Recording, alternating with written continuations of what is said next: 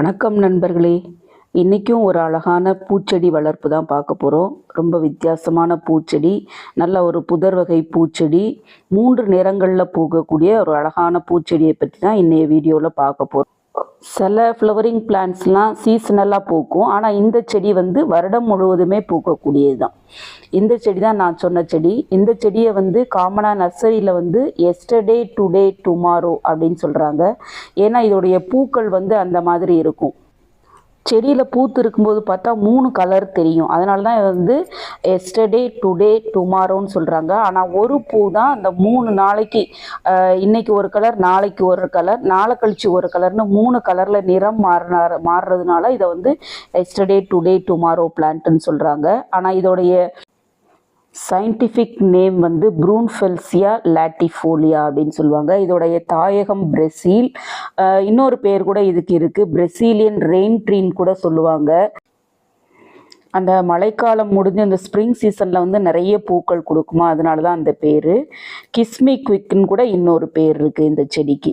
இந்த செடி வந்து ஒரு புதர் வகை செடி தான். நல்ல பச்சை இலைகளோட அந்த ஒரு 3 கலர் பூக்களோட இந்த பிக்சரில் கொடுத்துருக்கேன் பார்த்தீங்களா, இந்த மாதிரி தான் பூக்கள் பூக்கும். என் செடியில் இப்போ தான் பூக்கள் பூக்க ஆரம்பிச்சிருக்கு.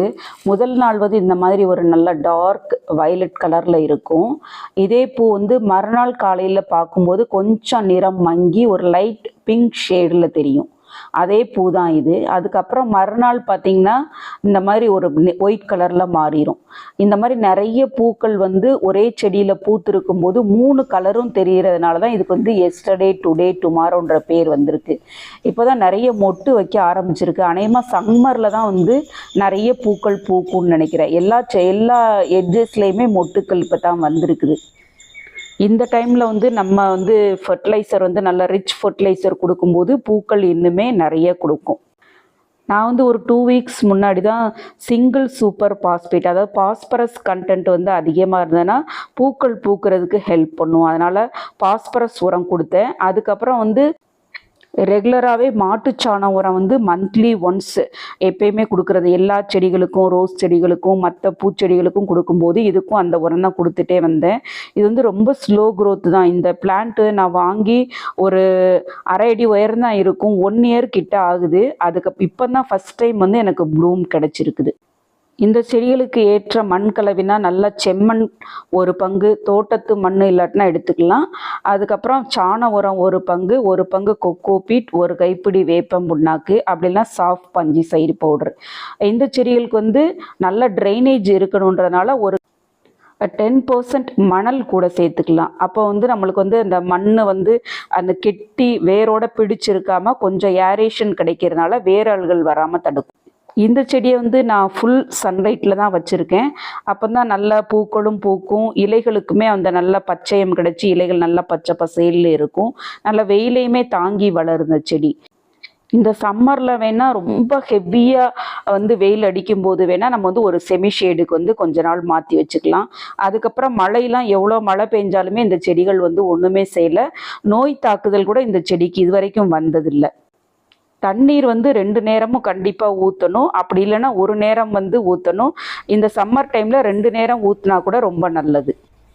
நிறைய அடுத்தடுத்து பூக்கள் பூக்கிறதுக்கு வந்து என்பிகே வந்து பேலன்ஸ்டாக உள்ளது 19-19-19 வந்து லிக்விடாக கொடுக்கலாம். அதாவது 1 ml 1 லிட்டர் தண்ணியில் கலந்து அந்த ரேஷியோவில் கலந்து இலைகள் மேலேயும் ஸ்ப்ரே பண்ணி விடலாம். அந்த ட்ரென்ச்சாக வேர்களுக்கும் கொடுக்கலாம். அப்படி கொடுக்கும்போது நல்ல பூக்கள் பூக்கும். அப்படி இல்லைன்னா போன் மீல் இருந்தனா ஒரு கைப்பிடி மாதத்துக்கு ஒரு தடவை போன் மீல் போட்டு விடலாம். இந்தந்த உரங்கள் தான் கொடுக்கணும்னு கட்டாயம்லாம் கிடையாது. உங்ககிட்ட எந்த மாதிரி இன்ஆர்கானிக்கோ இல்லைனா ஆர்கானிக்காவோ எந்த மாதிரி ஃபர்டிலைசர் இருந்தாலுமே இந்த செடிகளுக்கு கொடுக்கலாம். பாஸ்பரஸ் ரிச்சாக உள்ளது கொடுக்கும்போது பூக்கள் வந்து நல்லா கொடுக்கும். இந்த செடி வந்து நான் பல்லாவரம் சந்தையில் தான் வாங்கினேன். 150 ருபீஸ்ன்னு சொல்லி வாங்கினேன். ஆனால் பெரிய நர்சரிஸில் கண்டிப்பாக கிடைக்கும்.